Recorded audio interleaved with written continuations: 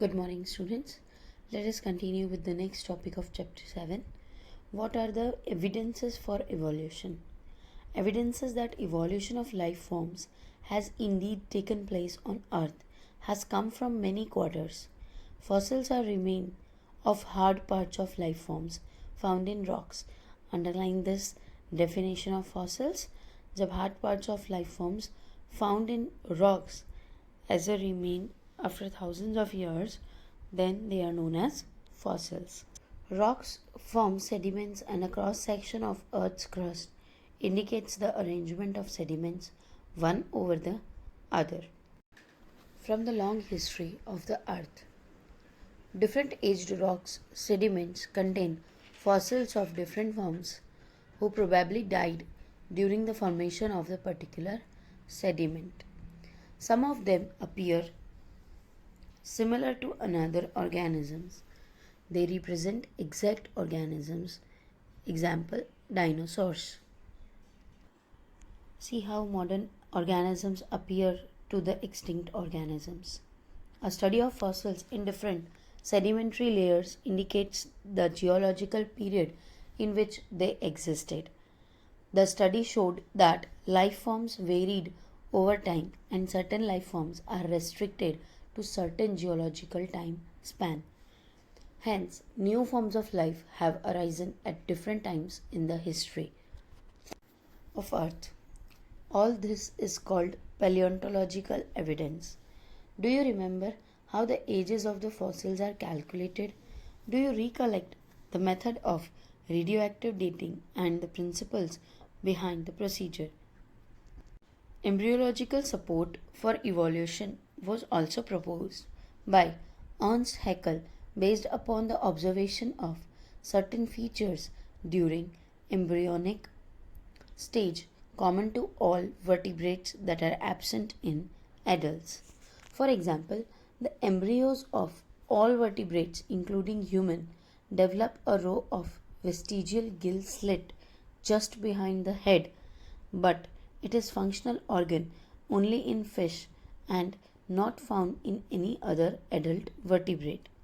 However, this proposal was disapproved on careful study performed by Carl Ernst von Baer. He noted that embryos never pass through the adult stages of the other animals.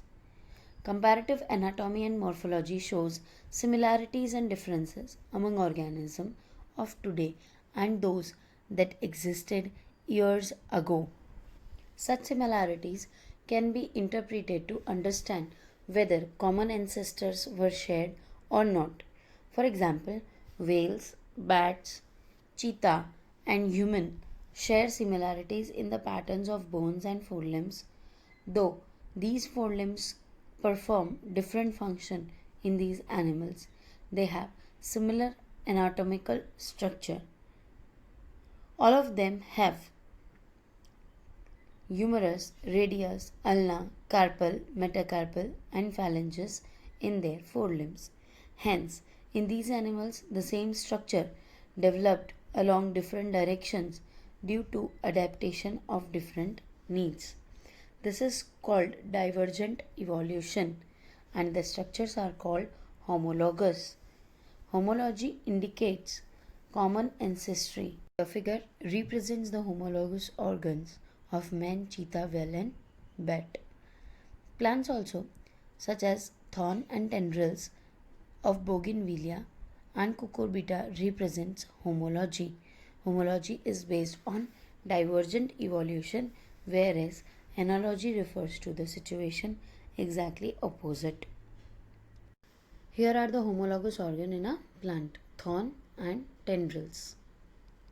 Wings of butterfly and of birds look alike. They are not anatomical similar structure, though they perform similar function. Hence, analogous structures are a result of convergent evolution. Different structures evolving for the same function and hence having similarity. Other examples of analogy are the eye of the octopus and of mammals or the flippers of penguins and dolphins. One can say that it is the similar habitat that has resulted in the selection of similar adaptive features in different groups of organisms, but toward the same function. Sweet potato root modification and potato stem modification is another example of analogy. In the same line of argument, similarities in protein and gene performing a given function among diverse organisms gives clue to common ancestry. These biochemical similarities point to be same shared ancestry as structural similarities among diverse organisms. जैसे जो organ दिखाई देते हैं उनके basis पर हम बता सकते हैं कि ये एनालॉगस है या homologous. The same way molecules को भी स्टडी करके हम ये बता सकते हैं. Man has bred selected plants and animals for agriculture, horticulture, sport, or security. Man has domesticated many wild animals and crops. This intensive breeding program has created breeds that differ from the other breeds, example dog, but still are of the same group. It is argued that if within 100 years man could create new breeds, could not nature have done the same over million of years? Another interesting observation supporting evolution by natural selection comes from England. In a collection of moths made in 1850s, that is before industrialization set in, it was observed that there were more white-winged moths on tree than dark-winged or melanized moths. However, in the collection carried out from the same area after industrialization, that is in 1920, there were more dark-winged moths in the same area. That is, the proportion was reversed. ऐसा इसलिए हुआ कि industrialisation के बाद adaptation हुआ और dark winged moth prefer किए गए according to the change of colour in the wood. Industrialisation से पहले वुड का कलर जो था उसके हिसाब से white winged moth were best, but जैसे ही इंडस्ट्रियलाइजेशन हुआ और पॉल्यूशन की वजह से वुड का कलर डार्क होने लगा, then the moth as a defensive mechanism started melanizing their wings so that the dark colored moth can be not pointed out easily from the dark wood. The explanation put forth for this observation was that the predators will spot a moth against the contrasting background. During post-industrialization period, the tree trunks became dark due to industrialization, smoke and soot. Under this condition, white-winged moth did not survive due to predators. Dark-winged or melanized moth survived. Before industrialization set in, thick growth of almost white-colored lichen over the trees. In that background, the white-winged moth survived, but the dark-colored moth were picked out by predators. Do you know that lichens can be used as industrial pollution indicators? Yes, we have studied that lichens grow only in the least polluted areas. So after the industrialization, pollution increased and lichens disappeared. And hence white-winged moth also disappeared. They will not grow in the areas that are polluted. Hence, moths that were able to survive were only the dark-winged moth. And as a result, the proportion get reversed. There were more dark-winged moth than the light-winged moth. Since moths were able to camouflage themselves, that is hide in the background, survived, this understanding is supported by the fact that in areas where industrialization did not occur, example in rural areas, the count of melanic moth was low. This showed that in the mixed population, those that can better adapt, survive and increase in population size. Remember that no variant is completely wiped out. Similarly, excess use of herbicides and pesticides has only resulted in the selection of resistant varieties in a much lesser time scale. This is also true for microbes against which we employ antibiotics or drugs against eukaryotic organisms or cell. Hence, resistant microbes, organisms or cells are appearing in a time scale of months or years and not centuries. These are examples of evolution by anthropogenic action.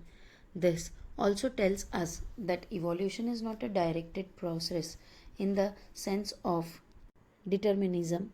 It is a stochastic process based on chance events in nature and chance mutation in the organisms. Next topic is what is adaptive radiation. During his journey, Darwin went to Galapagos Islands. There he observed an amazing diversity of creatures of particular interest. Small black birds, later called Darwin's finches, amazed him. He realized that there were many varieties of finches in the same island. All the varieties, he conjectured, evolved on the same island itself. From the original seed-eating features, many other forms with altered beak arose, enabling them to become insectivorous and vegetarian finches. In this figure, we can see that how the varieties of beaks of finches that Darwin found in Galapagos Island that were made because of the adaptive radiation.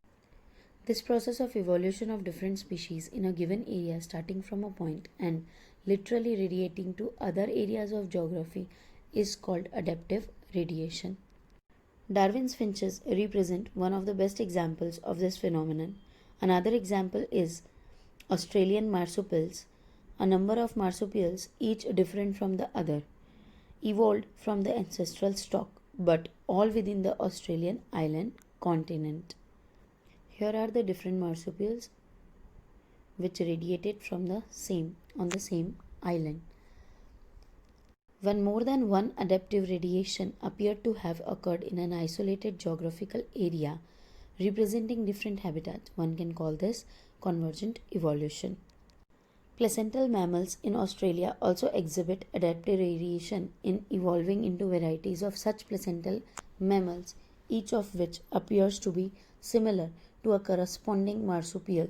Example, placental wolf and Tasmanian wolf marsupial.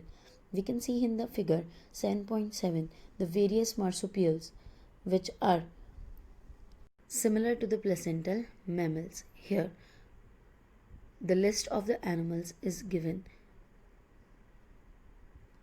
showing convergent evolution of Australian marsupials and the placental mammals. So this was all about adaptive radiation.